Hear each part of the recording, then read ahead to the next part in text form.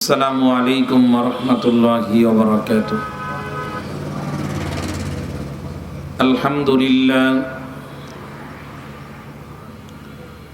আলহামদুলিল্লাহি নাহমাদুহু ওয়া নাস্তাঈনুহু ওয়া নাস্তাগফিরুহু ওয়া নু'মিনু বিহি ওয়া নাতাওয়াক্কালু আলাইহি ওয়া নাউযু বিল্লাহি মিন শুরুরি আনফুসিনা ওয়া মিন সাইয়্যাতি আ'মালিনা। মান ইয়াহদিহিল্লাহু ফালা মুদিল্লা লাহু ওয়া মান ইউদ্লিলহু ফালা হাদিয়া লাহু। ওয়া নাশহাদু আন লা ইলাহা ইল্লাল্লাহু ওয়াহদাহু লা শারীকা লাহু। ওয়া নাশহাদু আন্না সাইয়্যিদানা ওয়া হাবিবানা ওয়া মাওলানা মুহাম্মাদান আবদুহু ওয়া রাসূলুহু। আউযু বিল্লাহি মিনাশ শাইতানির রাজীম। বিসমিল্লাহির রহমানির রহিম।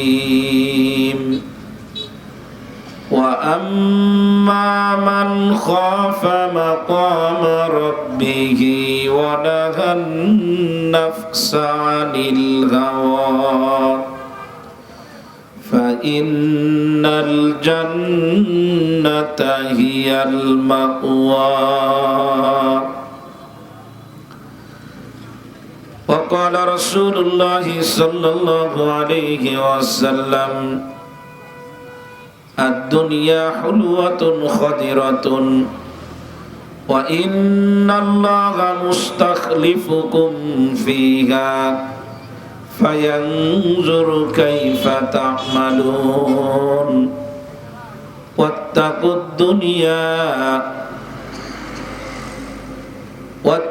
الدنيا والنساء أو كما قال عليه الصلاة والسلام. صدق الله العظيم وصدق رسوله النبي الكريم ونحن على ذلك لمن الشاهدين والشاكرين والحمد لله رب العالمين.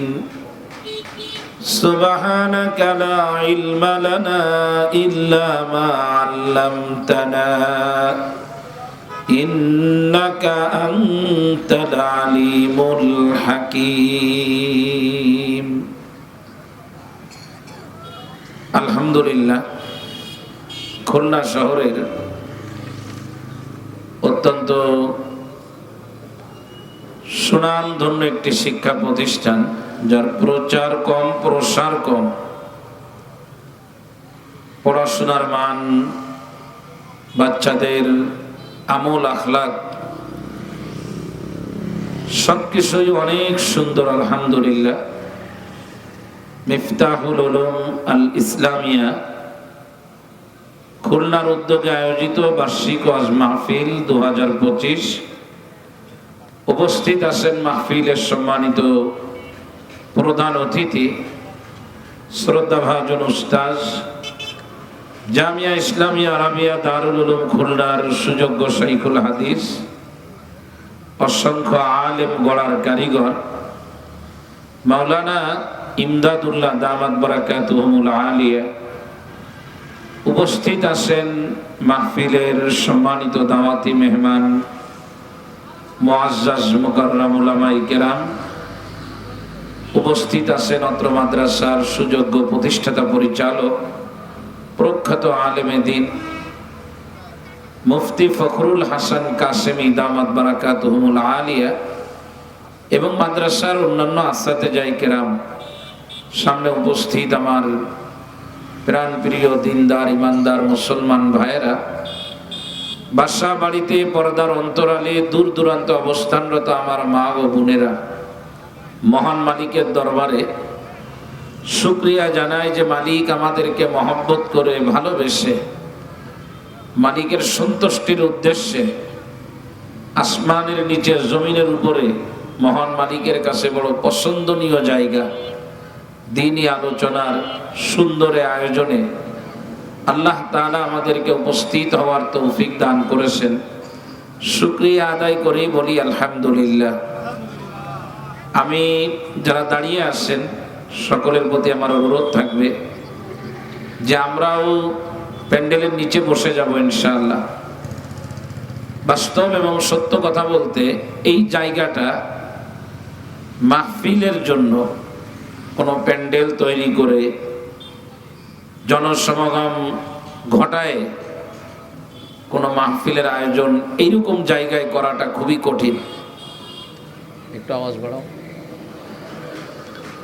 মাদ্রাসা এখানে নতুন, এই বিল্ডিং এ মাদ্রাসা নতুন হয়েছে, 1-2 বছর হয়তো বা বয়স হবে। এর আগে শহরতলিতে, শহরের বাইরে আরাফাত আবাসিক প্রকল্প এলাকা, সেখানেই মাদ্রাসা ছিল। তো আমি মূলত মাদ্রাসার প্রতিষ্ঠাতা পরিচালক হযরত মাওলানা মুফতি ফখরুল হাসান কাসেমি ভাইকে বলছিলাম যে আপনার মাদ্রাসা এখানে অনেকেই আসলে বুঝতে পারেন না যে এখানে একটা মাদ্রাসা আছে, কোনো মাঠ নাই, আর এই জায়গাটা হলো খুবই ব্যস্ত। এখান থেকে যারাই যাওয়া আসা করে সবাই ব্যস্ততার সাথেই যায়, এমন নাই যে এখানে বাজার আসে, বাজারে মানুষ আসেন বা অপেক্ষা করেন, মানুষ দেখেন। তাই আমি বলেছি যে আপনি অল্প পরিসরে হলেও একটা মাহফিলের আয়োজন করেন, তো মানুষ বুঝবে যে এখানে সুন্দর এবং সুশৃঙ্খল নিয়মতান্ত্রিক ভাবে একটা মাদ্রাসা পরিচালিত হয়। এটা অনেকেই জানবেন, অনেককে জানানোও দরকার আলহামদুলিল্লাহ। তো সেইটার প্রতি লক্ষ্য রেখেই প্রথমে এই মাহফিলের আয়োজন। তো আমি খুবই আনন্দিত যে মাদ্রাসা ছাত্রদের পরীক্ষার যে রেজাল্ট, হেফজখানা থেকে যারা হাফেজ হয়েছেন তারা তাদের পড়াশোনার যে গুণগত মান, সব মিলায়ে আসলে আনন্দ পাওয়ার মতো এবং আনন্দিত হওয়ার মতো ব্যাপার যে এতটা একেবারে স্বল্প পরিসরে, যেখানে মাদ্রাসার প্রতিষ্ঠাতা পরিচালক মহোদয় বলেছেন যে অন্য আরো 10টা প্রতিষ্ঠানের মতো বাহিরে কালেকশন করা ছাত্রদেরকে দিয়ে আপনি আশ্চর্য হয়েছি যে আজকে সকালেও নাকি ক্লাস হয়েছে। যেখানে যে কোনো মাদ্রাসায় মাহফিল হতে গেলে বড় ছোট মিলায়ে, যেহেতু আমরা অনেক মাদ্রাসায় যাই, অনেক আগ থেকেই ক্লাস বন্ধ হয়ে যায়, বিভিন্ন ধাপে ধাপে বিভিন্ন ভাবে কালেকশন করা হয়। তো সব দিক বিবেচনায় ব্যতিক্রম একটি শিক্ষা প্রতিষ্ঠানের আজকের আয়োজনে আমরা উপস্থিত হয়েছি। খুব বেশি লম্বা সময় ধরে কথা বলার মানসিকতা নাই, সংক্ষিপ্তভাবে বলবো ইনশাআল্লাহ। সাউন্ড সিস্টেম ব্যবহার করার ক্ষেত্রেও যথেষ্ট সচেতনতার পরিচয় দেওয়া হয়েছে। সকালেই প্রতিষ্ঠাতা পরিচালক মহোদয়ের সঙ্গে কথা হয়েছিল, তো আমি নিষেধ করেছি যে খুব বেশি দূরে মাইক দিবেন না, যতটুকু প্যান্ডেল এর মধ্যেই আওয়াজ সীমাবদ্ধ রাখতে পারলে ভালো হয়, কারণ আমাদের অনেক মানুষকে কথা শোনাতে হবে, এটা আমাদের জন্য জরুরি না। অনেক মানুষ হবে, এরকম তো অনেক বড় বড় মজমাতে কথা বলার সুযোগ হয়। আমি ওনাকে বলেছি যারা প্যান্ডেলের নিচে বসবে শুধু তারাই আওয়াজ শুনবে, এভাবে মাইক লাগাতে পারলে সব থেকে ভালো হয়। আর কমাস কম যদি একটু দূরে দিতে চান তো রাস্তার ভিতরে মাইক দিবেন, কোনো আবাসিকের ভিতরে বাসা বাড়ির দিকে মাইক সেট করার দরকার নাই। তো আলহামদুলিল্লাহ সেভাবেই করা হয়েছে। রাত গভীর করে কথা বলবো না, হয়তো সর্বোচ্চ 1 ঘন্টা সময় কথা বলার চেষ্টা করব ইনশাআল্লাহ। আল্লাহ তাআলা আমাদেরকে ধৈর্যের সাথে কথাগুলো শোনার তৌফিক আল্লাহ তাআলা দান করেন। প্রিয় ভাইরা, এখন হাদিস শোনেন।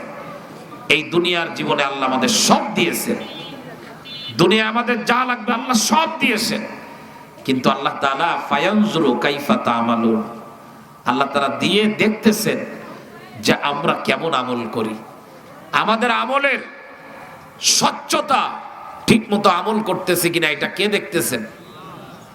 আমাদের অন্য কারো দেখার দরকার নাই। ওই যে বিভিন্ন জায়গায় লেখা থাকে অত্র এরিয়া, এই এলাকা সিসি ক্যামেরা দ্বারা নিয়ন্ত্রিত, লেখে না?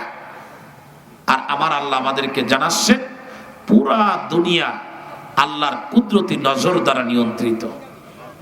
কি বলেন না বাবা? পুরা দুনিয়া আল্লাহ তাআলার কি দিয়ে নিয়ন্ত্রিত? আল্লাহ তাআলা দেখতেছেন আমাকে। সুতরাং সিসি ক্যামেরার ভয়ে আপনি যদি কাজের থেকে বিরত থাকতে পারেন, খারাপ কাজ থেকে, তো আল্লাহর ভয়েও আপনাকে আমাকে ওই খারাপ কাজ থেকে দূরে থাকতে হবে। থাকা যাবে না ইনশাআল্লাহ। আল্লাহ তাআলা আমাদের সকলকে তৌফিক দান করেন। অন্তরে যদি আল্লাহর ভয় থাকে, ফজরের নামাজের আগে দেখবেন ঘুম ভেঙে যাবে। অন্তরে আল্লাহর ভয় থাকলে জোহরের নামাজ সহজ হয়ে যাবে। অন্তরে আল্লাহর ভয় আছে, পর্দা করা সহজ হয়ে যাবে। অন্তরে আল্লাহর ভয় আছে, দেখবেন যে শ্বশুর শাশুড়ির খেদমত করা সহজ হয়ে যাবে। অন্তরে আল্লাহর ভয় আছে, আপনার মেয়ে, আপনার ছেলে, এগুলোকে দিনের লাইনে চালানো আপনার জন্য সহজ হবে। যার অন্তরে আল্লাহর ভয় আছে তার জন্য অনেক কিছু করা এটা সহজ হয়ে যায়। আমি ওই যে গত 1-2 দিন আগেই হবে বলতেছিলাম যে একজন মানুষের সামনে যখন মৃত্যুর ফেরেশতা চলে আসে, মালাকুল মউত, তো সে বোঝে যে এখন আমার মৃত্যু হবে। তো সে তখন কি বলে জানেন? লাইন আখরতানি ইলা আজালিন করিম, বলে আমারে অল্প একটু সময় যদি দেন, অল্প। তো বলে অল্প সময় দিলে কি করবা? তো এখন তো সে জান্নাত জাহান্নাম দেখতেছে, বুঝতেছে দুনিয়ায় থাকতে পারবো না। তো বলে যে ফাআসাদদাকা ওয়া আকুম মিনাস সালিহিন, আমি একটু সদকা করব, দান করব, আমি ঈমান আমল ঠিক করব, ভালো হব, ইত্যাদি ইত্যাদি বলতে থাকে। কিন্তু হায়াত শেষ হয়ে গেলে, মালাকুল মউত চলে আসলে আর সুযোগ দেওয়া হবে না। তো আপনাদের কাছে আমার দাবি থাকবে, হায়াত মউতের কথা তো বলা যায় না, আসি আর নাই, সবসময় অন্তরের ভিতরে আল্লাহর ভয় নিয়ে চলবেন। চলবেন তো ইনশাল্লাহ? তার মানে আল্লাহর ভয় নিয়ে চলার অর্থ হলো আল্লাহর হুকুম মানবো, আল্লাহ যা নিষেধ করেছেন তার থেকে দূরে থাকবো। আল্লাহর ভয় নিয়ে যদি আমরা চলতে পারি, আর ওই অবস্থায় যদি মৃত্যু হয়ে যায়, ওই যে কাফন চোরের ঘটনা শোনালাম, এই বেচারের মতো আল্লাহ আমারও মাফ করে কোথায় দিবেন? জান্নাতে দিবেন। ত্রুটি বিচ্যুতি তো হয়েই যায় শয়তানের দোকায়, কিন্তু অন্তরে আল্লাহর ভয় থাকলে তওবা করারও সুযোগ আল্লাহ তাআলা করে দিবেন ইনশাআল্লাহ। আল্লাহ তাআলা আপনাদের সকলকে, আমাকে আল্লাহর ভয় অন্তরে নিয়ে কবরে যাওয়ার তৌফিক দান করে বলেন আমিন। এছাড়া আমরা যে সমস্ত মানে কবর থেকে বাঁচার জন্য আমরা যা করি, এগুলি আসলে যথেষ্ট না। কবরের আযাব থেকে বাঁচার জন্য এখন আমরা যা করি, এর কোনটা যৌক্তিক? আমার তো কিছু মনে হয় না। কবর পাকা করে কেউ কবরের আযাব থেকে বাঁচার জন্য এমন কিছু কাজ করতেছেন যে কাজগুলি কোনোভাবেই কবরের আযাব থেকে বাঁচার জন্য যথেষ্ট না। এই জন্য আল্লাহ তাআলা কোরআনের ভিতরে যেটা বলেছেন, এটা কোনো আলেমের কথা না, কোনো মুফতির কথা না, মুহাদ্দিসের কথা না। জান্নাতি মানুষ হতে হলে কবরে যাব আল্লাহর ভয় নিয়ে। কার ভয় নিয়ে? জোরে বলেন। আল্লাহ তাআলা আমাদের সকলকে তৌফিক দান করেন। মন চাহি জিন্দেগি চালাবো না, আমরা আমাদের জীবনটাকে রব চাহির জিন্দেগি বানাবো ইনশাআল্লাহ। রবের হুকুম অনুযায়ী চলবো, ঠিক আছে তো ইনশাআল্লাহ? আল্লাহ তাআলা তৌফিক দান করেন। আর মানুষের ভিতরে যেন আল্লাহর ভয় চলে আসে, এই দিকটা সামনে নিয়েই মাদ্রাসাগুলো হয়। মাদ্রাসায় যে এখন কিছু কিছু মানুষ আমাদের দেশে সুযোগ হয়, ভয় যেন অন্তরের ভিতরে থাকে, আল্লাহর ভয় অন্তরে নিয়েই চলবো ইনশাআল্লাহ। দেখবেন যে জিন্দেগি নিয়ন্ত্রণে চলে আসবে ইনশাআল্লাহ। আল্লাহ তাআলা আমাদের সকলকে তৌফিক দান করেন। আলহামদুলিল্লাহি রাব্বিল আলামিন, ওয়াসসালাতু ওয়াসসালামু আলা আশরাফিল আমবিয়া ওয়াল মুরসালিন ওয়া আলা আলিহি ওয়া সাহবিহি আজমাইন।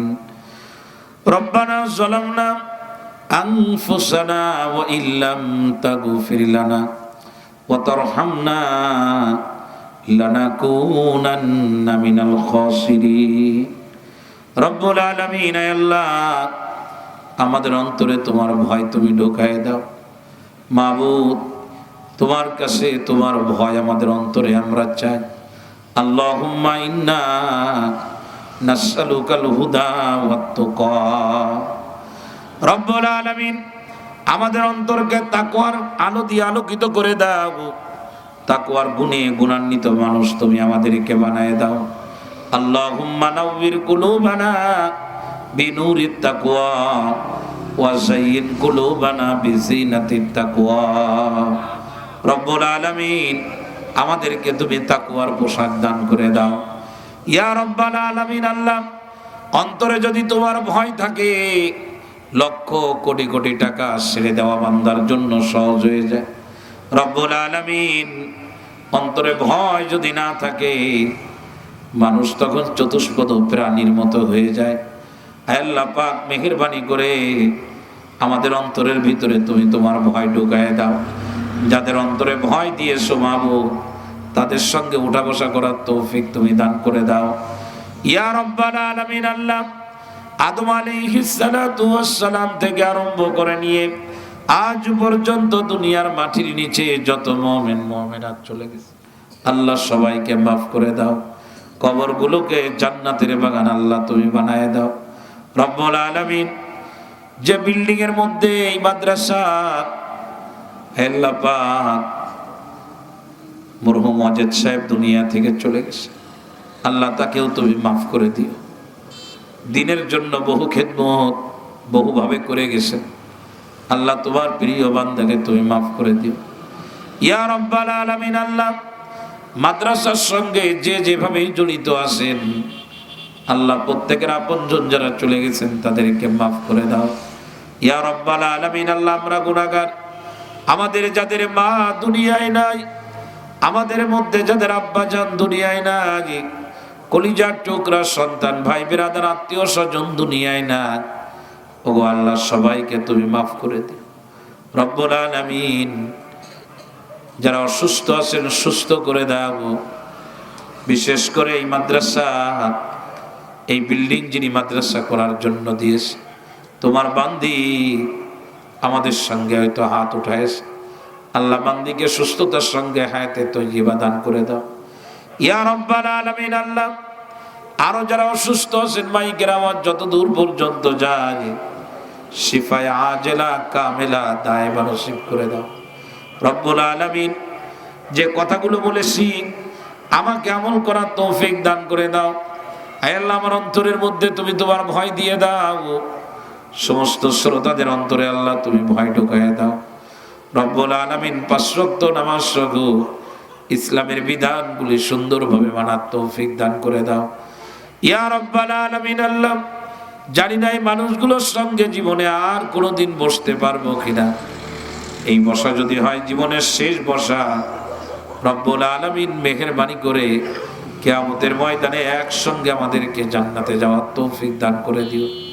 রব্বুল আলামিন, দাড়ি পাকা বাপজানগুলোর হায়াতে বরকত দান করে দাও। যুবক বন্ধুদের যৌবনের শক্তি ইসলামের জন্য আল্লাহ তুমি কবুল করে নাও।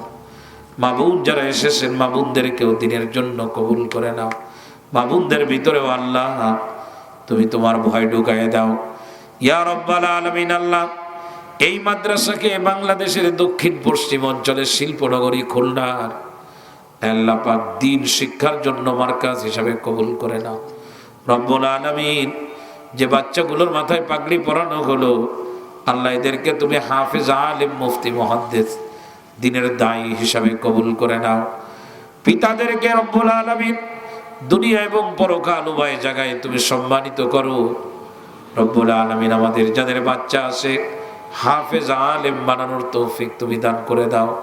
ইয়া রব্বাল আলামিন, আল্লাহ, এই মাদ্রাসার যাবতীয় প্রয়োজন গায়বী খাজানা থেকে পুরা করে দাও। যারা এই মাদ্রাসাকে ভালোবাসেন আল্লাহ তাদেরকে তুমি তোমার প্রিয় বান্দা হিসেবে কবুল করে নাও। রব্বুল আলামিন, হে আল্লাহ পাক, সমস্ত ছাত্রদেরকে, শিক্ষকদেরকে, মুহতামিম সাহেব হুজুর সহ সবাইকে কবুল করে নাও। আল্লাহুম্মা তাকাব্বাল মিন্না ইন্নাকা আনতাস সামিউল আলিম ওয়া তুব আলাইনা ইন্নাকা আনতাত তাওয়াবুর রহিম। আমিন বিরহমাতিকা ইয়া আরহামার রাহিমিন। আসসালামু আলাইকুম ওয়া রাহমাতুল্লাহ।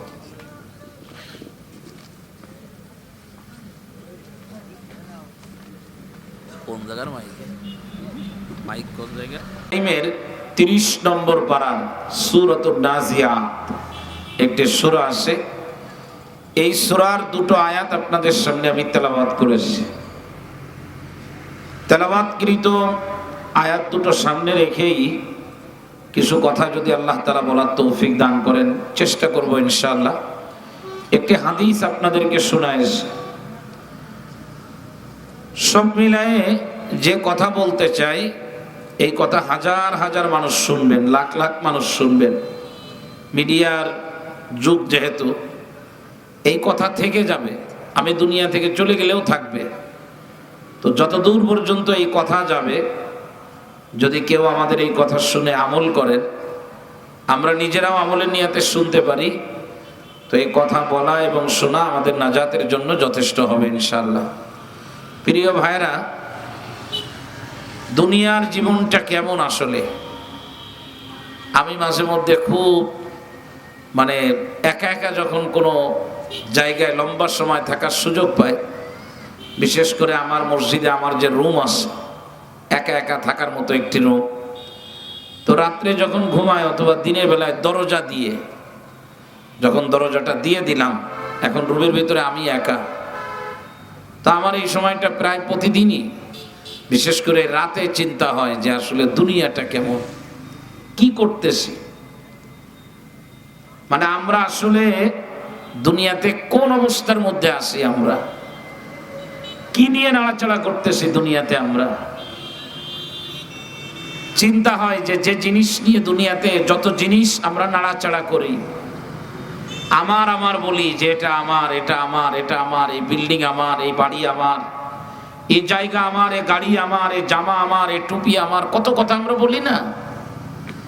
এই যে জিনিসগুলো আমরা নাড়াচাড়া করি, সন্তান নাড়াচাড়া করতেছি, স্ত্রীকে নাড়াচাড়া করি, টাকা পয়সা নাড়াচাড়া করি, বিভিন্ন ধরনের আসবাব আল্লাহ তাআলা দুনিয়াতে আমাদেরকে দিয়েছেন, সেগুলো নাড়াচাড়ার ভিতরেই আমরা ব্যস্ত আছি। এক একজনকে আল্লাহ তাআলা এক এক ধরনের গতিবিধি দিয়েছেন, এক একজনের কর্মযোগ্য এক এক রকম। তো আসলে এটা কি করতেছি আমরা? ধরেন আমি একটা বিল্ডিং এর পিছনে মেহনত করতেছি, তো এই বিল্ডিং কি আমার? এই বিল্ডিংটা কার? এই বিল্ডিং এর মালিক কে? বিল্ডিং যদি আমারই হবে, তো আমি যেখানে যাব বিল্ডিং সেখানে যাবে, তা তো আসলে যাবে না। বড় বিল্ডিং বানালাম, আমি মারা গেলাম, আমাকে নিরালা পশুপাড়া টুটপাড়া কবরখানায় পাঠিয়ে দিবে, বিল্ডিং তো দাঁড়ায় থাকবে। আমি যে জিনিসটা নিয়ে নাড়াচাড়া করতেছি, স্ত্রী আমার, ছেলে আমার, মেয়ে আমার, রাজনৈতিক দল আমার, বাড়ি আমার, গাড়ি আমার, সবই আমার, কিন্তু এর ভিতরে আমার কোনটা? একটাও আমার না। এমনকি আমিও আমার না, আমার জাতও আমিও আমার না। আমি কার বলেন? ই আমানত চন্দে রোজে নজদে মাস, ই আমানত চন্দে রোজে নজদে মাস, দর হাকিকত মালিকে হর সেই খুদাস। কিচ্ছু আমার না, আসমান আমার না, জমিন আমার না, বাড়িও আমার না, আমি নিজেও আমার না, সব হলো আমার আল্লাহর। আমার আল্লাহ তাআলা আমাকে এগুলি দিয়েছেন নাড়াচাড়া করার জন্য, কিছুদিনের জন্য। রব্বুল আলামিন বলেছেন, এই যে জিনিসটা দিলাম, এইটাকে নাড়াচাড়া করো, এটাকে বাড়ানো কমানো করো, এটাকে ব্যবহার করো।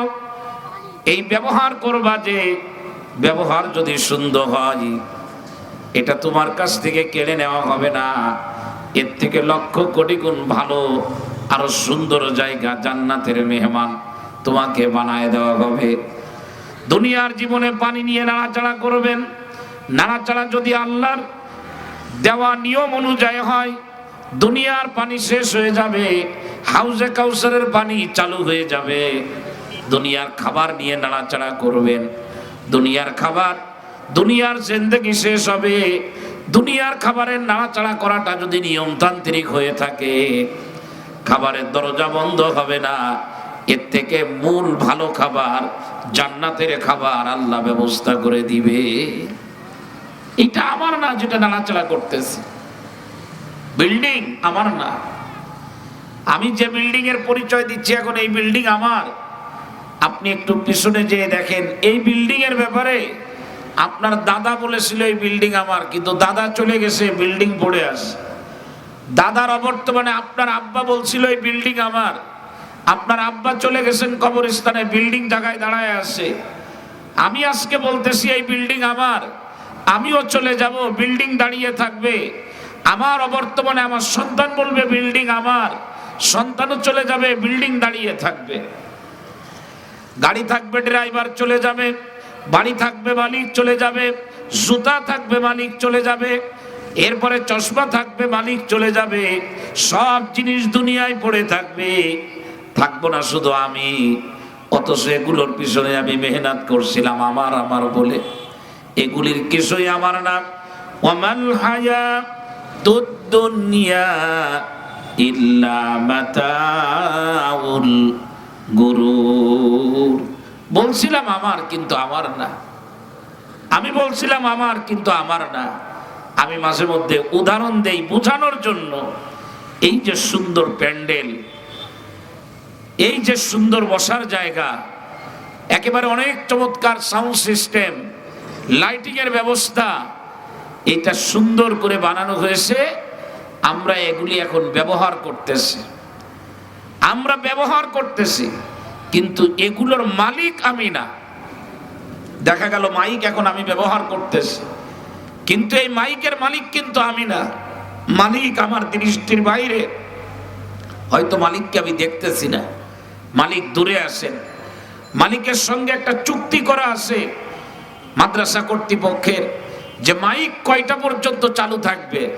মালিক দূরে বসে আছেন, কাগজ তার হাতে আছে, চুক্তিপত্র। ঠিক ঘড়ির কাঁটায় রাত 12টা বাজবে, মালিক এসে আস্তে করে তার খুলে দিবে, সুইচ বন্ধ করে দিবে। আমি কথা বললেও তখন মাইক আর আমার কথা ডেলিভারি দিবে না। লাইটওয়ালার সঙ্গে চুক্তি হয়েছে, কাগজ তার হাতে আছে। ঠিক এই দুটো উদাহরণ যেমন দিলাম, প্যান্ডেলওয়ালার সঙ্গেও চুক্তি আছে, ত্রিফল বিছানো হয়েছে, এর সঙ্গেও চুক্তি আছে। দুনিয়ার জীবনটাকে আপনি এর সাথে মিলান, যে এই দুনিয়ায় আমি আর আপনি যা ভোগ করতেছি, যা নাড়াচাড়া করি, এর কোনোটাই কিন্তু আমি স্থায়ী মালিক না। অস্থায়ী ভিত্তিতে আল্লাহ আমাকে এগুলো ব্যবহার করার জন্য বলেছেন। নিয়মতান্ত্রিক ভাবে ব্যবহার করো, এগুলি ব্যবহার করে মজা পাবা। মজা আমি তোমাদের কাছ থেকে কেড়ে নেব না, জিনিস পরিবর্তন হবে। দুনিয়ার পানির থেকে দামি পানি জান্নাতে আসে, দুনিয়ার সুন্দরী রমণীর থেকে লক্ষ কোটি গুণ আরো ভালো সুন্দরী রমণী জান্নাতের মধ্যে আসে। দুনিয়ার ভিতরে খাদেম আসে, এর থেকে ভালো খাদেম আল্লাহ জান্নাতের মধ্যে রেখেছেন।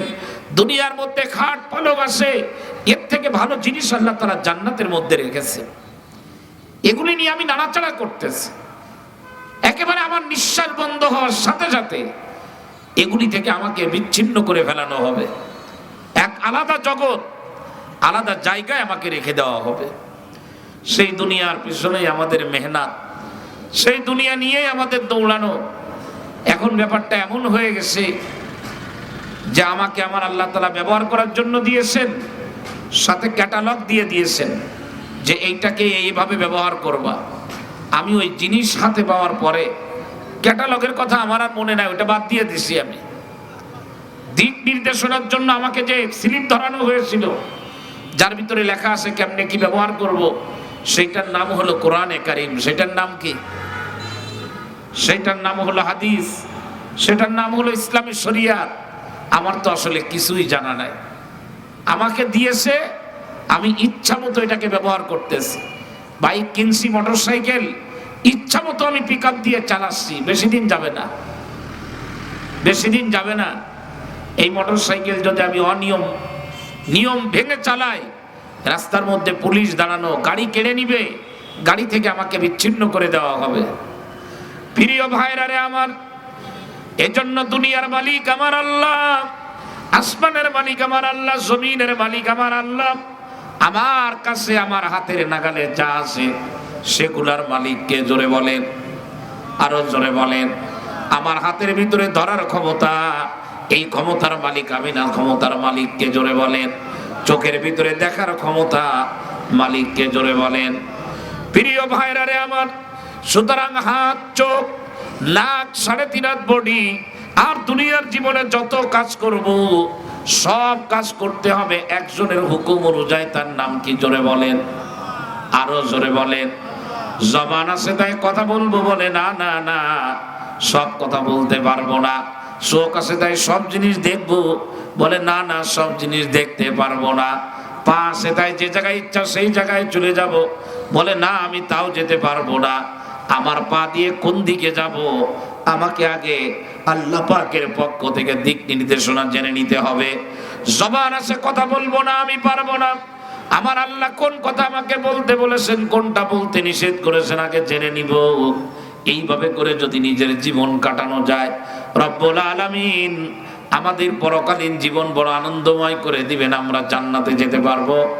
আর যদি দুনিয়ার জীবনে আল্লাহর দেওয়া অসংখ্য নিয়ামত, যে নিয়ামত গুলোর মালিক আমার আল্লাহ, আমি আমার ইচ্ছা মতো ব্যবহার করলাম, ইচ্ছা স্বাধীন মতো আমি এগুলোকে এই দুনিয়ার জীবনে ব্যবহার করলাম, আল্লাহর কসম দিয়ে বলি নিঃশ্বাস বন্ধ হবে, চোখ বন্ধ হবে, দুনিয়ার জীবন থেকে আমাকে আপনাকে বিচ্ছিন্ন করা হবে, মাটির কবরের ভিতরে রাখা হবে, চতুর্দিক থেকে আযাব আর আযাব কবরের ভিতরে আমারে পাকড়াও করবে। কবরের ভিতরে তখন বান্দা বলতে থাকবে, রব্বানা আখরিজনা নামাল সালিহান গায়রাল্লাযী কুন্না নামাল। আল্লাহরে বলবে, গো আল্লাহ, এই কবরের থেকে একবারের জন্য আমাকে বের করে দাও, দুনিয়ার জীবনে আর একবার আমারে পাঠাও। আমি অনিয়ম করেছি, আমি কোরআন হাদিস মানি নাই, ইসলাম মানি নাই, তোমার কোন আল্লাহ তুমি একবারের জন্য পাঠায় দাও, নিয়ম মেনে সব কাজ করব, একদম ভালো হয়ে তারপরে তোমার কাছে আবার আসব। বিশ্বাস করেন ভাইয়েরা, হাত পা ধরে বলি, ওই কবরের থেকে দুনিয়ায় ইউটার্ন দিয়ে ফিরে আসব, এমন কোন সুযোগ আমাদেরকে আর দেওয়া হবে না। সুতরাং ভালো হয়ে চলতে হবে, ইচ্ছা মতো কোনো কাজ করা যাবে না। মানুষ ইচ্ছা মতো দুনিয়ায় চলতে পারে না, মন চাহি জিন্দেগি চালানো যাবে না, রব চাহি জিন্দেগি চালাতে হবে।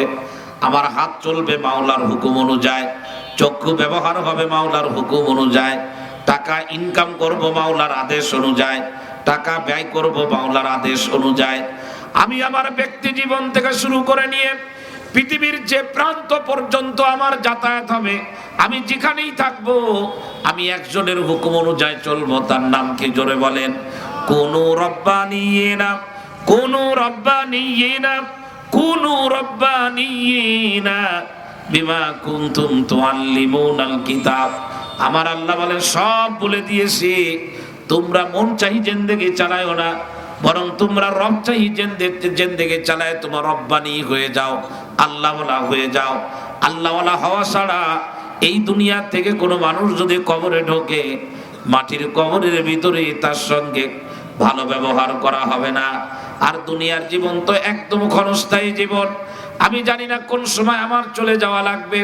হাদিসের বর্ণনা অনুযায়ী নবীজি বলেছেন, আমার বহু উম্মত এমন আছে বিকাল বেলায় পরিকল্পনা করে আগামীকালকে এই এই কাজ করব, এই জায়গায় আমি যাব, অমুক অমুকের সঙ্গে দেখা করব, অসংখ্য পরিকল্পনা করে বান্দা রাতের বেলায় ঘুমানোর জন্য বালিশে মাথা দিয়ে দেয়।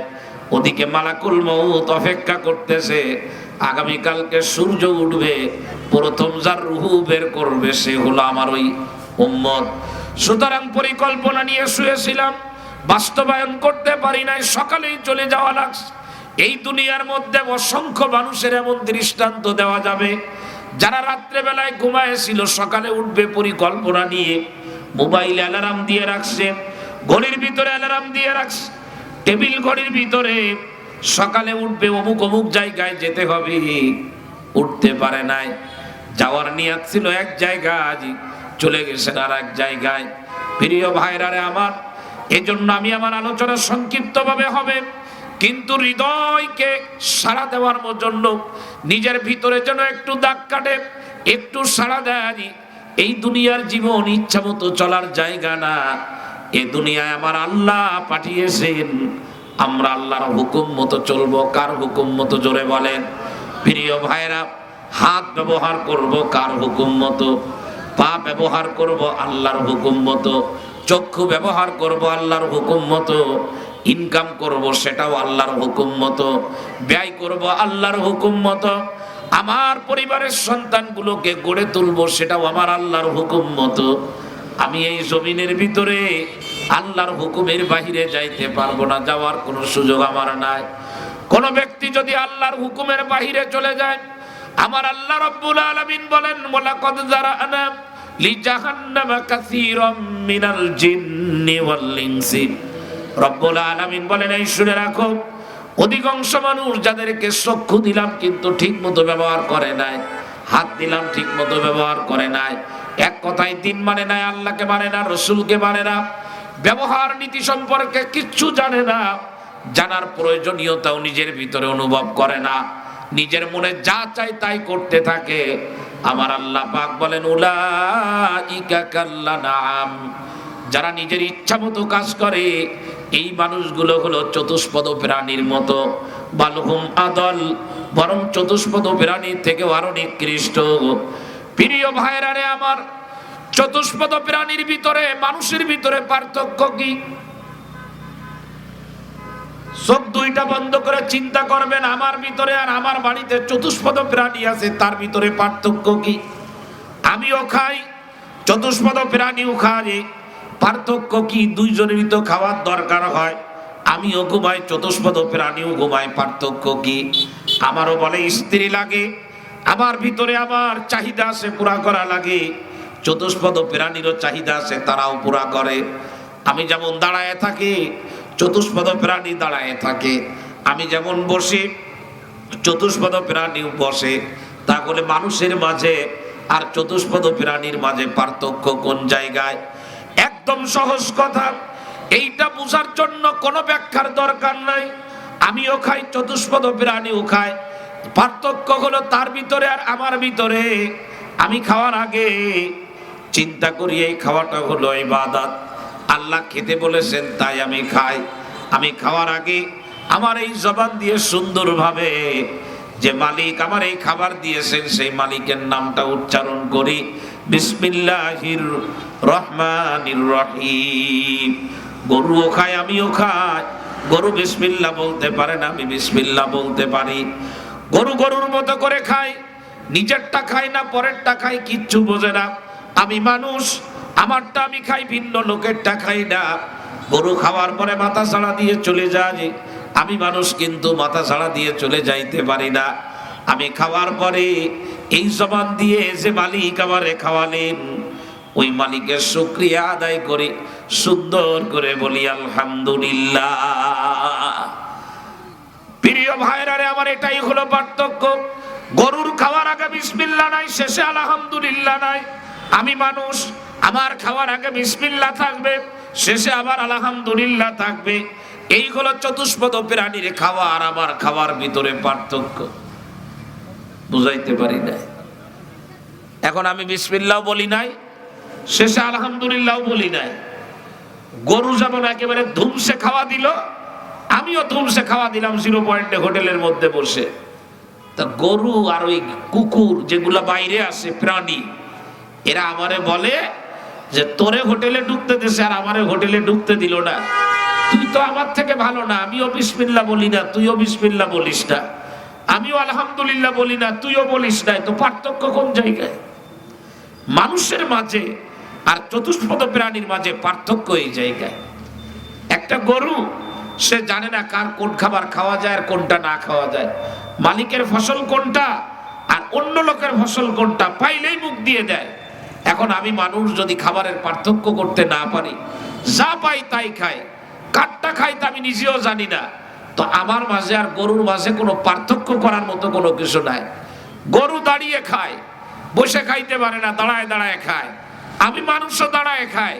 আমার একটু বলেন যে গরুর মাঝে আর আমার মাঝে পার্থক্য কোন জায়গায়? গরুও দাঁড়ায় খায়, আমিও দাঁড়ায় খাই। পার্থক্য আছে নাকি? কথা বলেন, পার্থক্য আছে বলেন? আজকে মানুষের মাঝে আর চতুষ্পদ প্রাণীর মাঝে কোনো পার্থক্য নাই। মানুষ এখন চতুষ্পদ প্রাণীর মতো হয়ে গেছে। একটা কুকুর, গোল্লাবাড়ি অঞ্চলের কুকুর যদি এই নিরালা অঞ্চলের কুকুরে পায়, আলকাতরা মিলের সামনে সমানে দাপড়ানো শুরু করে। এক এলাকার কুকুর আর এক এলাকায় যাইতে পারবে না। এই জন্য দেখবেন যে রাস্তাঘাটে লং রুটের কোনো কুকুর পাওয়া যায় না। কুকুরের কিন্তু একটা এরিয়া আছে, প্রত্যেকটা কুকুর তার নিজ এরিয়ার মধ্যে মাতুব্বারি করে, এক এরিয়ার আর এক এরিয়ায় যাইতে দেয় না। আজকে আমরা মানুষ, আমরাও বেশ খানিকটা কুকুরের মতো হয়ে গেছি। এক এলাকার যুবক আর এক এলাকার যুবককে চাপাতি দিয়ে তাড়ায় নিয়ে যায়, তুই আমাদের এলাকায় আসলি কেন? একজন আর একজনের কুপায় মারে। একটা কুকুর যেমন আর একটা কুকুরের উপরে হামলায় পড়ে, আমার আর ওই কুকুরের মাঝে কোনো পার্থক্য নাই। পার্থক্য হবে আমি মানুষ হয়ে আমার জীবনের প্রত্যেকটা কাজ যদি আমি কার হুকুম অনুযায়ী করি।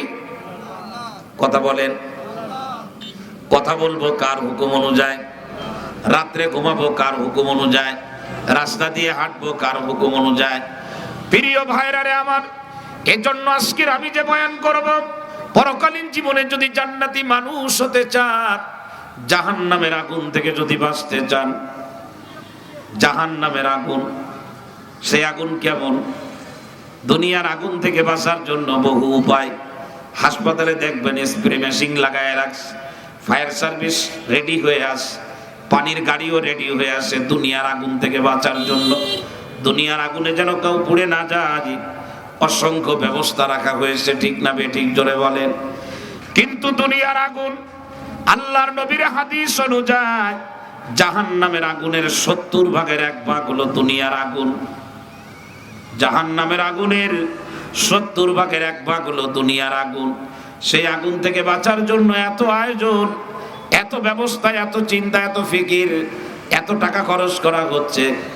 জাহান্নামের আগুন যা কোনোভাবেই সহ্য করতে পারবো না, ওই আগুন থেকে বাঁচার জন্য আমরা কি একটু সচেতন হতে পারব?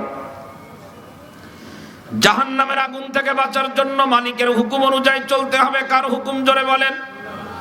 দুনিয়ার জীবনে মানুষ যখন কোনো কাজ করে, কাজের আগে অন্তরের ভিতরে যদি শুধু এই ভয়টুকু ঢুকাতে পারে, এই কাজটা যদি আমি রবের হুকুম অনুযায়ী না করি, আমাকে পরকালে জবাবদিহিতার মুখোমুখি হতে হবে, এই ভয়টুকু যদি কারোর অন্তরের ভিতরে থাকে, রবের সামনে পরকালে দাঁড়ানো লাগবে, হিসাবের মুখোমুখি হওয়া লাগবে, এই চিন্তা নিয়ে কেউ যদি দুনিয়ার ভিতরে চলাফেরা করে, উঠা বসা করে, দুনিয়ার কায় কারবার যদি করে, অন্তরে এই ভয় আছে আমার রবের সামনে আমার দাঁড়ানো লাগবে, সুতরাং দুনিয়ার জীবনের কাজ রবের হুকুমের বাহিরে করতে পারবো না, এই চিন্তা যদি কারোর মনের ভিতরে থাকে, আমার আল্লাহ পাক কোরআনে কারীমের আয়াত আমাদেরকে জানিয়েছেন।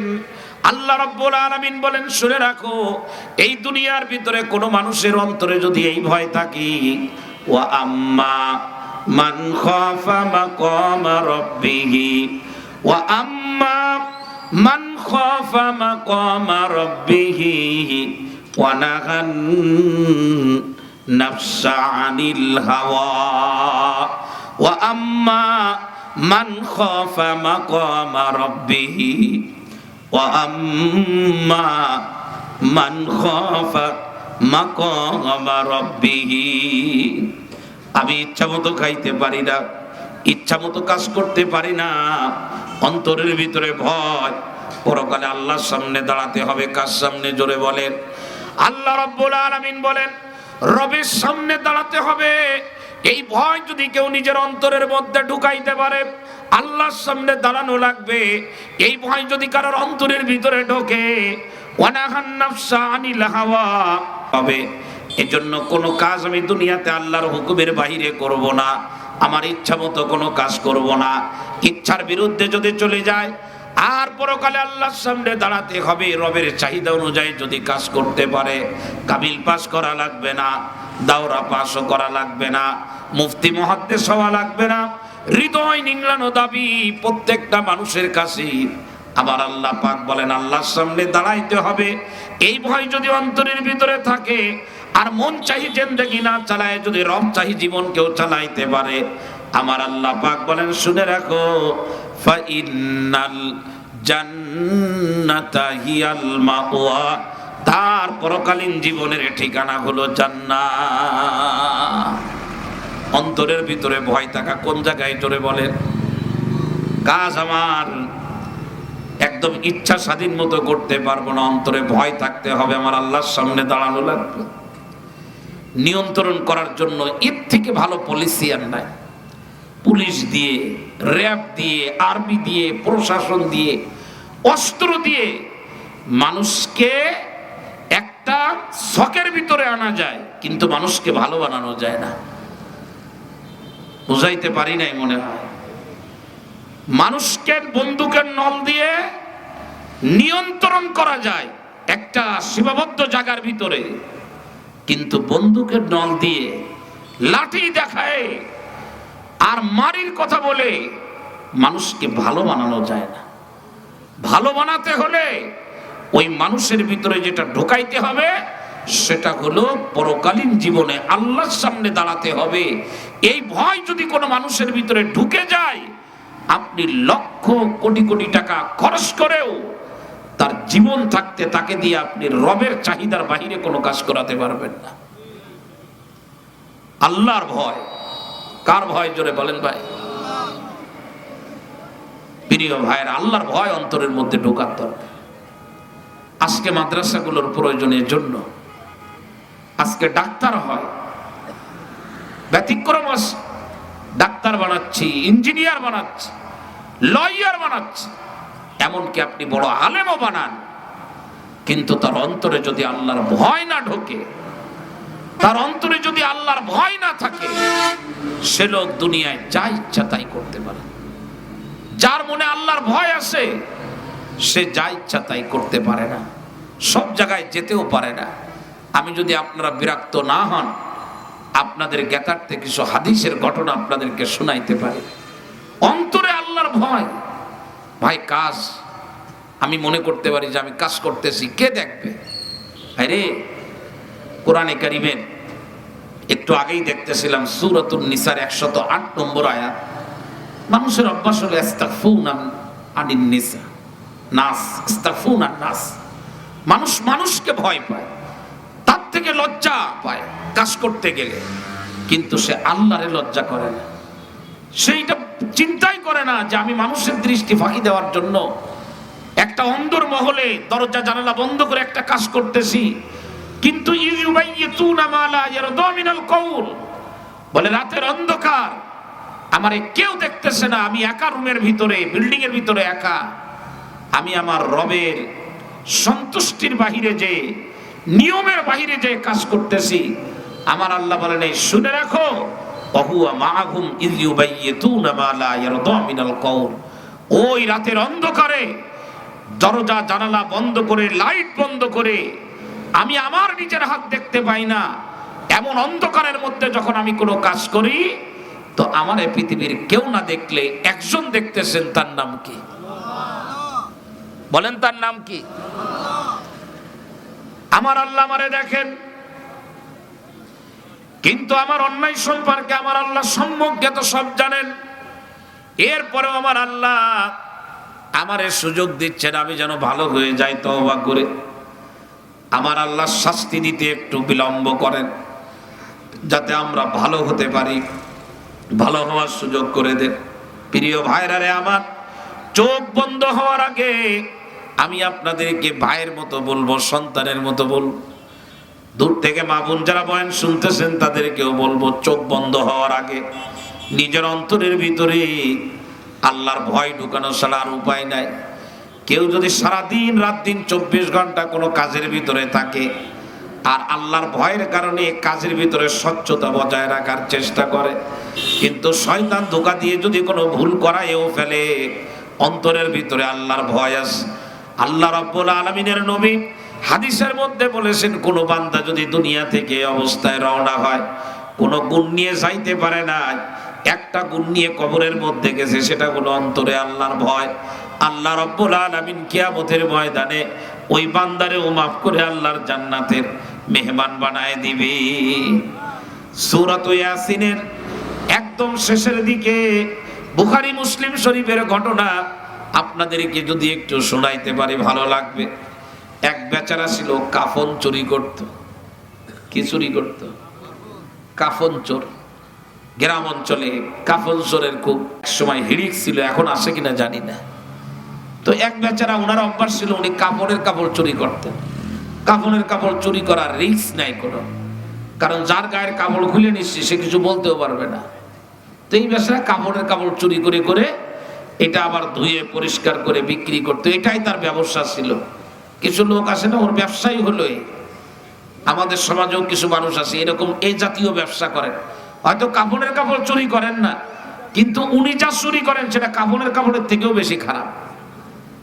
ইদানিং মনে করেন যে অনেক একেবারে কি বলবো, এদেরকে বিপদগামী আমার কিছু ভাইরা আছেন, মসজিদে জুতা স্যান্ডেল চুরি করে। এটা তো এক ধরনের চুরি। আবার কিছু আছে মনে করে সুদের কারবার করে, এরাও চোর। যারা সুদের কারবার করে এ হলো নাম্বার 1 চোর।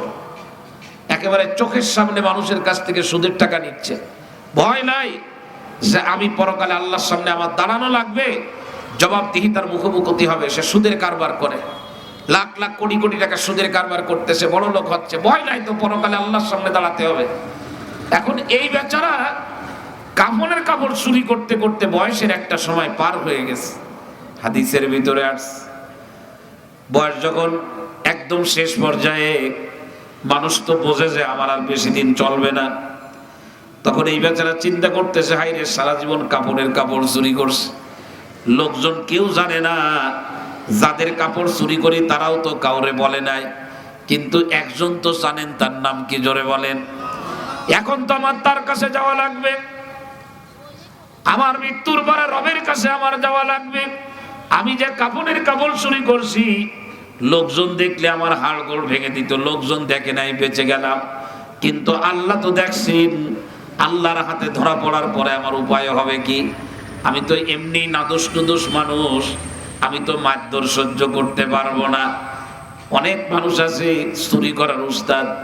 রাজনৈতিক লিডারদের কথা বেশি বলবো, যখন দল ক্ষমতায় থাকে, মার্সিডিজ গাড়ির মধ্যে ঘরে, দামি দামি গাড়ির ভিতরে এসি গাড়িতে ঘুমে, চেহারা দেখবেন নাদোষ নুদোষ চেহারা, কিন্তু ক্ষমতা যখন চলে যায়, আর সেই যাওয়াটা যদি পলানোর মধ্য দিয়ে হয়, তো মাঝে মধ্যে সোশ্যাল মিডিয়াতে যখন ওই লিডারদের ছবি দেখা যায়, চেহারার দিকে তাকানো যায় না, ভয় লাগে যে এটা কি আগের লোক না পরের লোক, সেই লোক নাকি অন্য কোন লোক। এখন এই বেচারা চুরি করছে দীর্ঘদিন ধরে, এখন তো মরো ভাব, নিজের ভিতরে ভয় কাজ করতেছে, আল্লাহ তো আমারে ধরবে। সে পরিমাণে কাপড়ের কাপড় চুরি করছি, জবাব দেব কেমনে? আমার তো মাছ শুরু করবে, মাছ তো আমি খাইতে পারবো না। আল্লাহর হাত থেকে কেমনে ধরা থেকে বাঁচা যায়? এখন আল্লাহর হাত থেকে কেমনে বাঁচবে? নিজের ভিতরে আল্লাহর ভয় দিন দিন বাড়তেছে, আর বাঁচার চেষ্টাটাও দিন দিন খুব বেশি নিজের ভিতরে তৈরি হচ্ছে। একদম যখন ইদা হাদারাহুল মাউত, মৃত্যু শয্যায় যখন শায়িত, ডাক্তাররা বলতেছে এই লোক আর বাঁচবে না, তখন নিজের ছেলেদেরকে, বাচ্চাদেরকে ডাক দিয়ে বলতেছে, বাবারা, তোদের জন্য বহুত কিছু করছি, সেসব কথা তোদের বলবো না কি কি করছি, কিন্তু আমি এই মৃত্যুর আগে তোদের একটা শেষ ওসিয়াত করব, মানবে কিনা বল? সন্তানরা বলল ঠিক আছে, মেনে নিব। বলে আমি যখন মারা যাব, খবরদার আমারে কাফনের কাপড় পরায় কবরে রাখবি না। ছেলেরা জিজ্ঞাসা করে, বাবা কোন জায়গায় রাখবো? বলে আমি যা বলবো তাই করবি, এমন কিছু কাজ করতে হবে যাতে আল্লাহ আমারে ধরতে না পারে। ছেলেরা বলে কি করব? বলে শুকনা কাঠ সংগ্রহ করবি, শুকনা কাঠ সংগ্রহ করে কাঠের ভিতরে আগুন ধরাবি, এরপরে আমারে শুকনা কাঠের ভিতরে, জ্বলন্ত আগুনের ভিতরে আমারে ফেলাবি। যখন এই কাঠগুলো পুড়ে ছাই হয়ে যাবে আর আমার বডি পুড়ে ছাই হয়ে যাবে, এই আমার বডি আর কাঠ, এই দুইটা পুড়ে যে ছাই হয়েছে, ছাইটা ভালো করে মিশাবি যাতে কোনোভাবে আমারে খুঁজে বের করতে না পারে। সুম্মাজরু নিসবাহু ফিল বাহরি, এরপরে যেদিন প্রচুর পরিমাণে বাতাস হবে, সাগরের ভিতরে জোয়ার আর ভাটা চলবে, ওই সময় যে অর্ধেক ছাই সাগরের পানিতে ফেলে দিয়ে আসবা, আর প্রচুর পরিমাণে যখন বাতাস হবে, আর অর্ধেক ছাই মরুভূমির ভিতরে উড়ান্ত ধুলাবালুর সঙ্গে উড়ায় দিবা। বুদ্ধি দেখছেন? একের বুদ্ধি না? এই একের বুদ্ধি কি জন্য? কার কাছ থেকে বাঁচার জন্য? বলেন না বাবা। আমরা অনেকে আছি চুরি করি, ডাকাতি করি, দেশ বিরোধী কাজ করি, ইসলাম বিরোধী কাজ করি, এরপরে পরকালে বাঁচার জন্য আবার 2-4টা মসজিদও বানায়। কথা বুঝাইতে পারি নাই বলে? হ্যাঁ, 2-4টা মসজিদ বানানো লাগবে না, পরকালীন জীবনে নাজাতের জন্য একটা মসজিদও বানানো লাগবে না। একটা মসজিদে লাখ লাখ ইট রাখছে, একটা ইট দিলেও একজন নাজাত পেয়ে যাইতে পারে। কিন্তু শর্ত হলো অন্য কোনো মামলার আসামি না হওয়া। আপনার আজকে এক মামলায় জামিন হয়েছে, সে মামলাটা হলো আপনি রাস্তা দিয়ে গাড়ি চালানোর সময়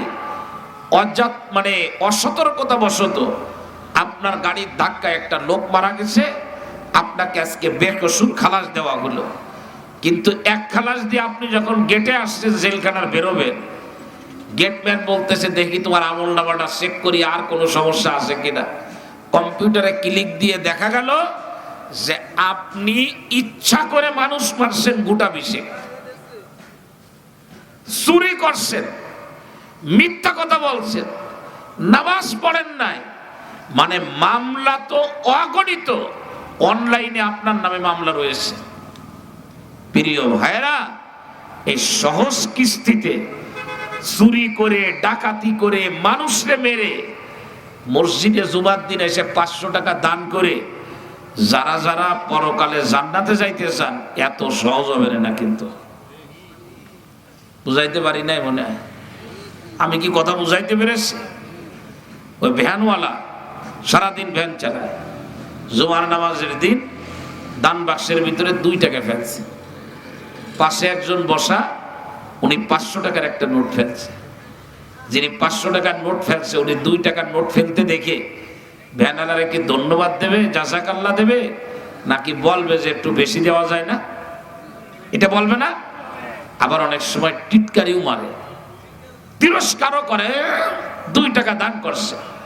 আপনি ভালো করে শোনেন, ওই ভ্যানওয়ালা সারাদিন ভ্যান চালায়, সুদের কারবার করে নাই, কারণটা আত্মসাৎ করে নাই, কাউকে মনে কষ্ট দেয় নাই। ওই ভ্যানওয়ালা 2 টাকা ফুলসিরাত পার হওয়ার জন্য যথেষ্ট হবে।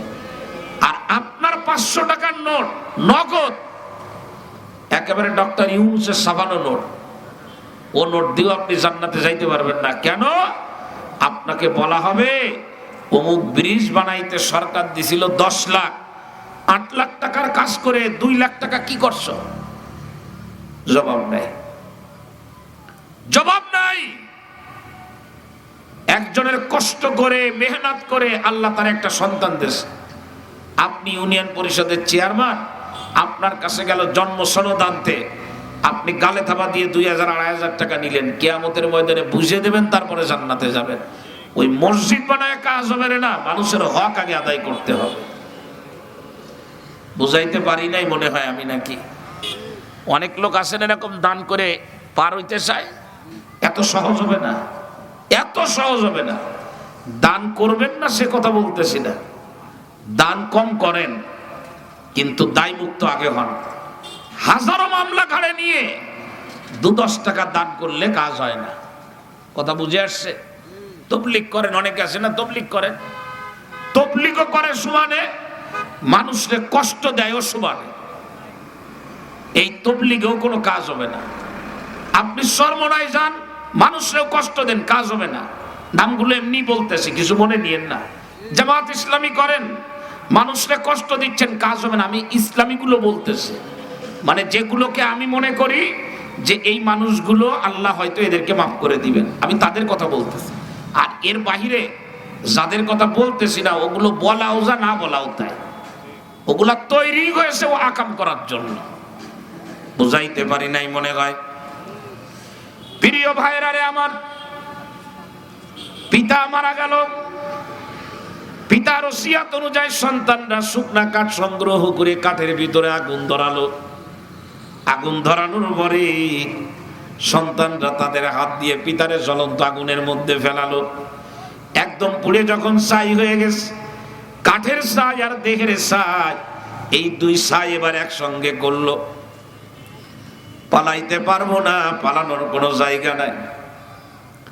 সাগরে মাছের পেটে যাবেন, কিয়ামতের ময়দানে হাজির হওয়া লাগবে।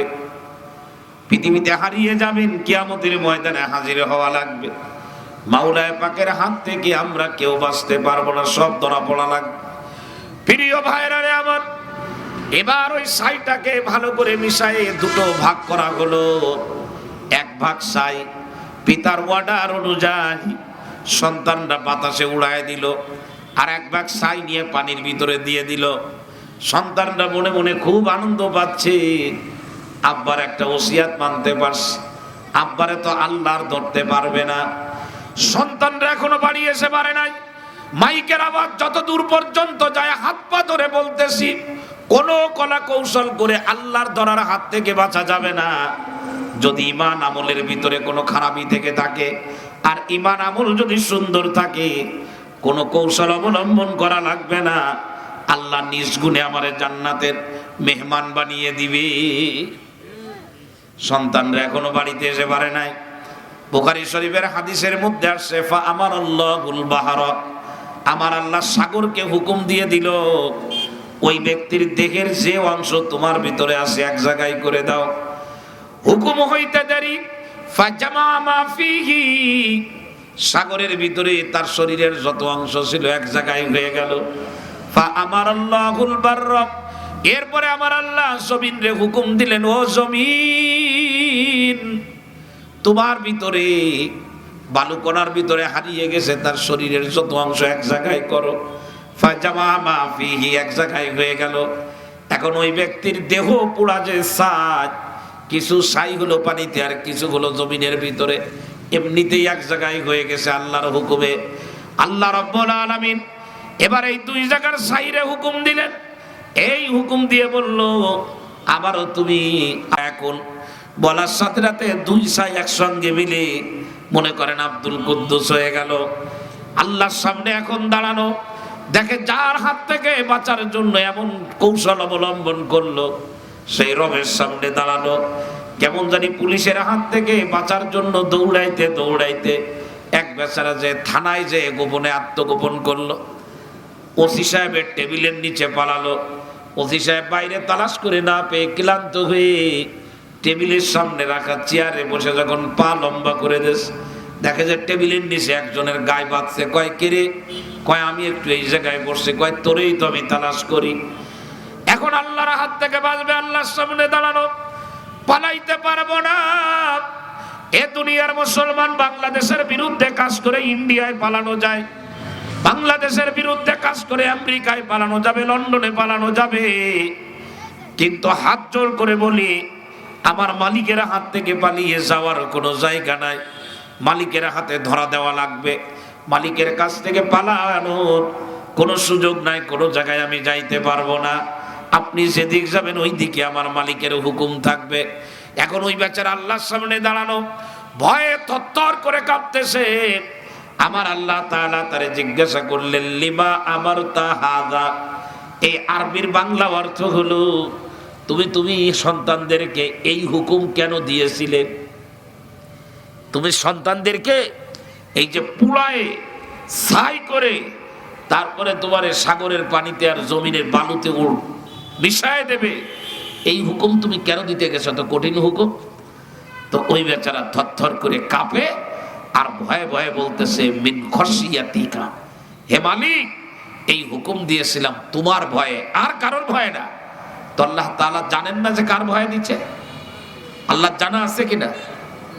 এই বেচারা এই হুকুম কার ভয়ে দিছিল এটা আল্লাহ জানেন কিনা? এরপরেও আল্লাহ জিজ্ঞাসা করতেছেন ওরে লজ্জা দেওয়ার জন্য। তো আল্লাহ তাআলা বলেন, ভালো করে বলো তুমি কার ভয়ে এই হুকুম দিয়েছিলে? তো আবার বলতেছে আল্লাহ, ওয়াল্লাহি মিন খশিয়াতিকা, তোমার নামের কসম দিয়ে বলতেছি তোমার ভয়ে আমি এই হুকুম করেছিলাম। এইভাবে আল্লাহ ওরে 3 বার জিজ্ঞাসা করছেন।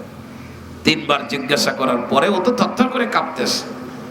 তো আল্লাহ তাআলা বলেন যে আমার ভয়ে তুমি এই হুকুম তোমার সন্তানদেরকে দিয়েছিলে, তার মানে তুমি দুনিয়া থেকে রওনা হয়েছো এমন অবস্থায় যে তোমার অন্তরের ভিতরে খৌফ ও খসিয়া, আল্লাহর ভয় রয়েছে। কার ভয় বলেন?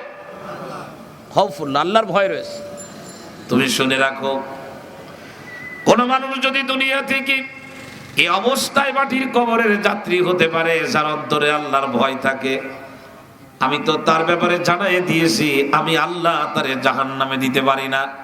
সুতরাং তোমার অন্তরের ভিতরে যেহেতু আমার ভয় আছে, আমার সামনে দাঁড়াইতে হবে, সেই ভয়ের জায়গা থেকে তুমি এমন করে আমি আল্লাহ আজকের এই কিয়ামতের ময়দানে তোমারে মাফ করে জান্নাতে দিয়ে দিলাম। কার ভয় অন্তরের ভিতরে ঢুকবে জোরে বলেন? প্রিয় ভাইরা, কেউ আমারে দেখতেছেন না, কিন্তু একজন দেখেন, তার নাম কি জোরে বলেন? আরো জোরে বলেন। দিনের আলোয় তিনি আমারে যেমন দেখেন, রাতের অন্ধকারে একই রকম দেখেন। ফজরের আজান হয়ে গেল, আমি বিল্ডিং এর লাইট বন্ধ করে দিয়ে নামাজ না পড়ে ঘুমায় আছি, কেউ আমারে দেখেন নাই, কিন্তু একজন দেখতেছেন, তার নাম কি জোরে বলেন? আল্লাহ। কে দেখতেছেন বলেন না বাবা? আল্লাহ। এই বুঝ যদি নিজের ভিতরে ঢোকানো যায়, অন্তরের ভিতরে, আর মনের বিরুদ্ধে যদি চলা যায় যে আমি মনের পূজা করব না, আমি মনের কথা মানব না, মনের চাহিদা পুরা করব না, আমি আমার রবের চাহিদা পুরা করব, এই গুণটা নিয়ে কেউ যদি কবরে যায়, আমার আল্লাহ বলেন ফা ইন্নাল জান্নাতা হিয়াল মাওয়া, জান্নাত হবে তার ঠিকানা। কি জোরে বলেন? বলেন না বাবা, কি হবে? কিন্তু এই ভয় এখন আমাদের মাঝে নাই, আমাদের অন্তরে আর ভয় নাই, না আমার আছে না কারোর আছে। আমাদের অন্তরে যদি আল্লাহর ভয় থাকতো, আমাদের কাজের বেলায়, বলার বেলায়, শোনার বেলায়, দেখার বেলায়, চলার বেলায়, পারিবারিক জীবনে, রাষ্ট্রীয় জীবনে অনেক স্বচ্ছতা চলে আসতো। কিন্তু আমাদের অন্তরে আল্লাহর ভয় লেশ মাত্র নাই। আজকে একজন ইঞ্জিনিয়ার হয়, কত বড় গুরুত্বপূর্ণ মানুষ, কিন্তু আল্লাহর ভয় না থাকার কারণে শোনা যায় সত্য মিথ্যা আল্লাহ ভালো জানেন। ঢালাই দেবে সরকারি কাজে, তো রডের পরিবর্তে কুলচি দিয়ে দেয়। আজকে একজন ডাক্তার, আলহামদুলিল্লাহ অনেক ডাক্তার আছেন আল্লাহর ভয় নিয়েই ডাক্তারি করেন। দেখা গেল যে অনেকের ভিতরে আল্লাহর ভয় নাই, তো সে একটা মরা মানুষ। এমন কথা তো অনেক সময় নিউজে আসে, পেপার পত্রিকা, সোশ্যাল প্ল্যাটফর্মে দেখা যায় যে মরা মানুষ তাদেরকে আইসিইউতে রেখে অনেকে টাকা কামাই করে, কারণ ওর মনে তো আল্লাহর ভয় নাই। একজন আলেম, তো সে দেখা গেল, আমি আমার দিকে লক্ষ্য করে বলি, অন্তরে আল্লাহর ভয় নাই, তো সে ইচ্ছা স্বাধীন মতো চলতেছে। সে যে কাজগুলি করে, সে কাজগুলি তার সাথে যায় না, সেই কাজগুলো সে করে। সুতরাং আপনাদের কাছে হাত জোড় করে বলি যে আমরা আল্লাহর ভয় অন্তরে সবসময় নিয়ে চলবো। আমারে কেউ দেখেন, একজন দেখেন, তার নাম কি? আর আল্লাহর ভয় যদি অন্তর নিয়ে চলা যায়, অনেক অনেক অনেক গুনাহ থেকে খুব সহজে বাঁচা যাবে, খুব সহজে। আমি এই ঘটনা অসংখ্য জায়গায় বলেছি, আমি আমার মসজিদেও একাধিকবার বলেছি এই ঘটনা। আপনারা যদি বিরক্ত না হন, আপনাদেরকে একটু বলি, আল্লাহর ভয় থাকলে একটা মানুষের অন্য আর কিছুই লাগে না। তার জিন্দেগি নিয়ন্ত্রণ হওয়ার জন্য এটাই যথেষ্ট যে তার অন্তরে কার ভয় আছে বলেন বাবা? সেই ঘটনা তো অনেক লম্বা ঘটনা, আমি পুরা ঘটনা বলবো না, শুধু যতটুকু বললে আপনাদেরকে কিছু কথা বুঝাইতে পারি ওইটুকু বলি। হযরতে কাব বিন মালিক রাদিয়াল্লাহু তাআলা আনহু, কি নাম সাহাবীর? হযরতে কাব বিন মালিক রাদিয়াল্লাহু তাআলা আনহু, উনি তবুকের যুদ্ধে যান নাই। তবুকের যুদ্ধে উনি অনুপস্থিত ছিলেন, তবুকের যুদ্ধে যান নাই। তো রাসূল যখন কোনো যুদ্ধে যেতেন, যুদ্ধ থেকে ফিরে এসে যারা যুদ্ধে যায় নাই তাদেরকে রাসূল কারণ দর্শাইতেন, জিজ্ঞাসা করতেন, এই তুমি যুদ্ধে যাও নাই কেন? তো তবুক যুদ্ধে রাসূল যখন চলে গেলেন, হযরতে কাব বিন মালিক যান নাই।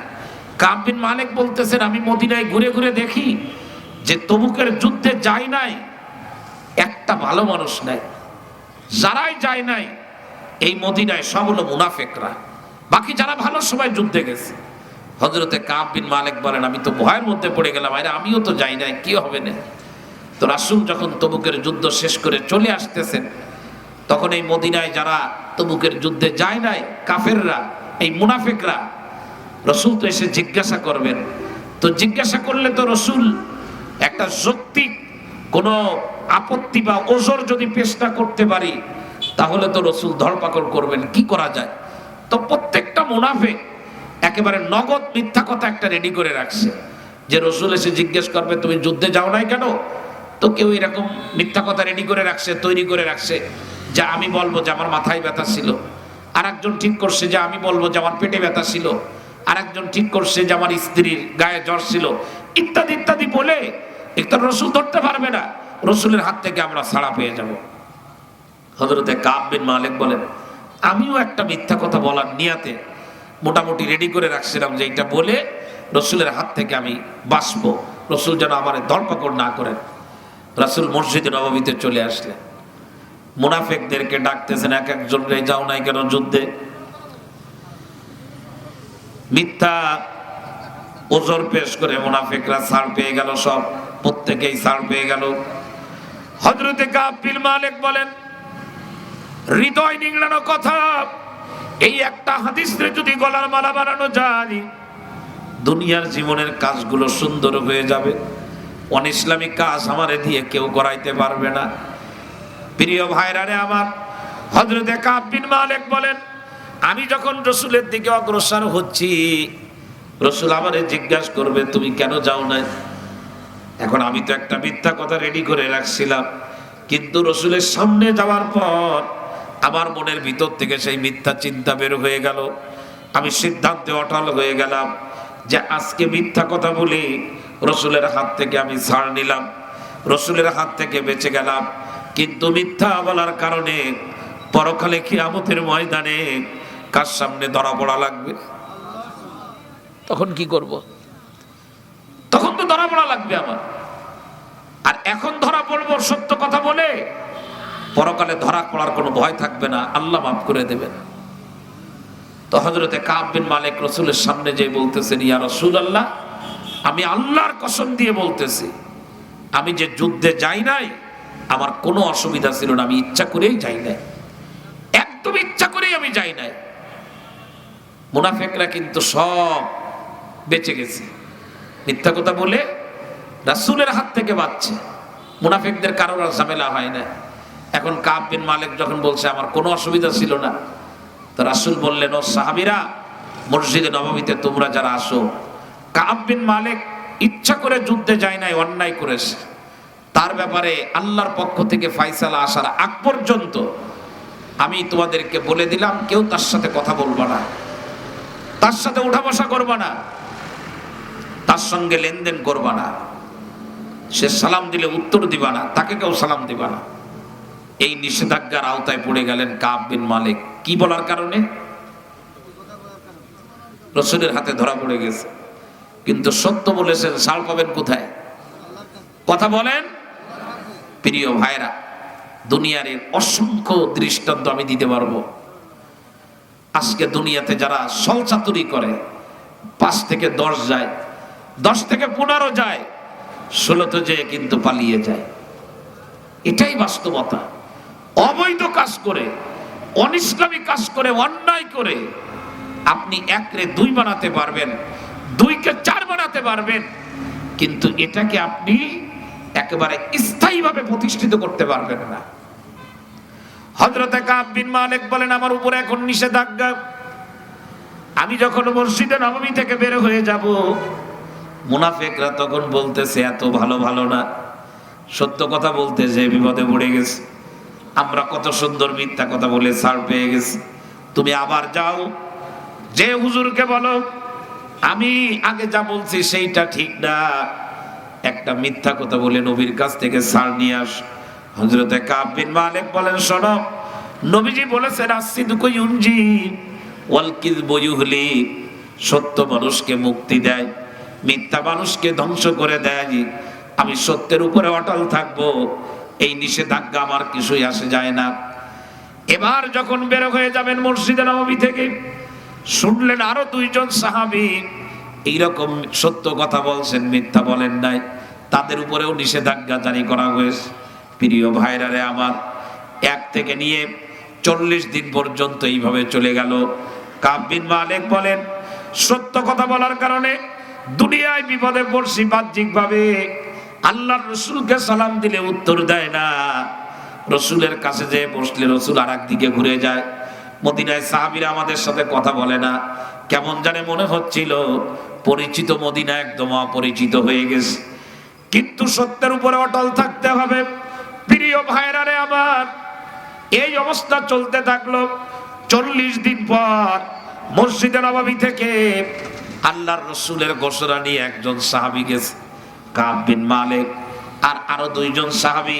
3 জনের উপরে নিষেধাজ্ঞা ছিল, ওই 3 জনরে বলে দিয়ে আসলো, আল্লাহর রসুল বলেছেন তোমাদের ব্যাপারে আল্লাহর ঘোষণা আসার আগ পর্যন্ত স্ত্রীদের থেকে আলাদা থাকতে হবে, স্ত্রীর সঙ্গে একসঙ্গে থাকা যাবে না। আল্লাহর ভয়ে সত্য কথা বলে দুনিয়ায় বাহ্যিকভাবে বিপদে পড়েছে, কিন্তু সে বিপদ দুনিয়ায়, পরকালের বিপদ না। তা এখন 40 দিন পরে স্ত্রীদের থেকে আলাদা হয়ে গেলেন। হযরতে কাব বিন মালিক নিজেই বর্ণনা করছেন, বেশ লম্বা হাদিস, বলে যে 50 দিন অতিবাহিত হয়ে গেছে। মসজিদে নববীতে গেলে কেউ কথা বলে না, রসুলকে সালাম দিলে ঠোঁটের দিকে তাকায় যে উত্তর দিচ্ছে কিনা, ঠোঁট নড়ে না। তো আমি মনের কষ্টে 51তম দিন আমি আর মসজিদে নববীতে নামাজে যাই নাই, আমি আমার ঘরেই ফজরের নামাজ পড়লাম। ফজরের নামাজ পড়ে আমি আমার দুহাত তুলে মালিকের কাছে আমি কাঁদতেছি, চোখের পানি অঝরে ঝরতেছে, আর মালিকরে বলতেছে, ও মালিক, আমি তো সত্য কথা বলে বিপদে পড়ে গেছি, তোমার নবী বলছে সত্য কথা বললে মুক্তি পায়, আমি তো তোমার ভয়ে মুনাফিকদের মতো মিথ্যা কথা বলতে পারি না। ও মালিক, শুধু তোমার ভয়ে, অন্য কোনো ভয় না। এখন তোমার ভয়ে সত্য বলেছি, দুনিয়ায় নবীর আদালতে আমি ধরা পড়ে গেছি। মালিক, তুমি আমার এই বিপদ থেকে মুক্ত করে দাও। সাহাবীরা যেন আমার সঙ্গে কথা বলে, রাসূল যেন কথা বলে, আমাদের উপর থেকে নিষেধাজ্ঞা তুমি তুলে দাও। আল্লাহ তাআলা তখন কোরআনের আয়াত নাজিল করে দিলেন, ওয়ালাস সালাসাতিল্লাযিনা খুল্লিফু হাত্তা ইযা দাকাত আলাইহিমুল আরদু। এই জায়গা থেকে আয়াত নাজিল হয়ে গেল। আল্লাহ রাব্বুল আলামিন বলে দিলেন এই 3 জনের ব্যাপারে। পরে হযরতে কাব বিন মালিক বলেন, ফজরের নামাজের পর আমি যখন দোয়া করতেছিলাম, দেখি যে মসজিদে নববী থেকে একজন দ্রুত গতিতে আমার বাড়ির দিকে আসতেছে আর বলতেছে, কাব বিন মালিক, সুসংবাদ গ্রহণ করো, কোরআনের আয়াত নাযিল হয়ে গেছে, আল্লাহ তোমাদের তওবা কবুল করে নিয়েছি। এখন মিথ্যা কথা বলা না বলা, এ কি বন্দুকের নল দিয়ে কন্ট্রোল করা যায়? এটা কি দিয়ে হয় বলেন? আল্লাহর ভয় অন্তরে থাকলে। এজন্য মাইকের আওয়াজ যত দূর যায়, আপনাদের সবাইরে বলবো, অনেকেই বাসা বাড়িতে বসে বয়ান শুনতেছেন, বাচ্চা কাচ্চা আপনজন, সবার ভিতরে আল্লাহর ভয় কিভাবে আসবে, এটা নিয়ে আমাদের এখন সময়ের দাবি হলো চিন্তা করা। আমি মাঝে মধ্যে এই কথা খুবই একেবারে আস্থার সাথে বলি যে আমাদের দেশে আলহামদুলিল্লাহ দেশটাকে ভালো রাখার জন্য চেষ্টা চলতেছে। চেষ্টা চলে না এটা বলবো না, সবাই চেষ্টা করতেছে, কিন্তু আমাদের চেষ্টা লাইন মতো না হওয়ার কারণে আমাদের দিন দিন খারাপের দিকে আমরা যাচ্ছি। আর লাইন মতো হওয়ার অর্থ হলো যে একটা বাচ্চা শিক্ষিত কম হোক, কিন্তু তার অন্তরে যেন আল্লাহর ভয় থাকে। একটা বাচ্চা বুদ্ধিমান কম হোক, কিন্তু তার অন্তরে যেন আল্লাহর ভয় থাকে। ওরা দেশের মানুষের মধ্যে যদি আল্লাহর ভয় চলে আসে, দেশে হত্যা, রাহাজানি, মারামারি, কাটাকাটি, চুরি, ডাকাতি কিছুই থাকবে না। আর যদি আল্লাহর ভয় অন্তরে না থাকে, আল্লাহর কসম দিয়ে বলি, এই দুনিয়া বসবাসের যোগ্য থাকবে না, এই দুনিয়া বসবাসের অযোগ্য হয়ে যাবে। এজন্য ইহকাল এবং পরকাল উভয় জায়গায় যদি আমরা নিজেদেরকে ভালো রাখতে চাই, পরকালে আল্লাহর জান্নাতের মেহমান হতে চাই, আমাদের অন্তরে আল্লাহর ভয় আসা দরকার। কার ভয়? জোরে বলেন, বলেন বাবা, কার ভয় বলেন না? আমি আপনাদেরকে আবারও বলি, আল্লাহর ভয় যদি অন্তরের ভিতরে থাকে, কোন মসজিদের ইমাম হওয়ারও দরকার হবে না।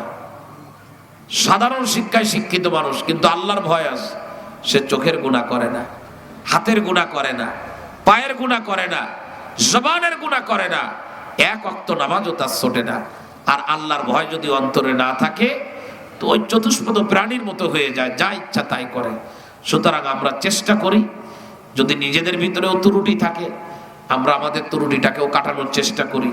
আর আমাদের অধীনস্থ যারা আসে বাচ্চা কাচ্চা তাদেরকেও যেন, তাদের ভিতরে যেন আল্লাহর ভয় ঢোকে, এজন্য আমরা চেষ্টা করব তো ইনশাআল্লাহ সবাই।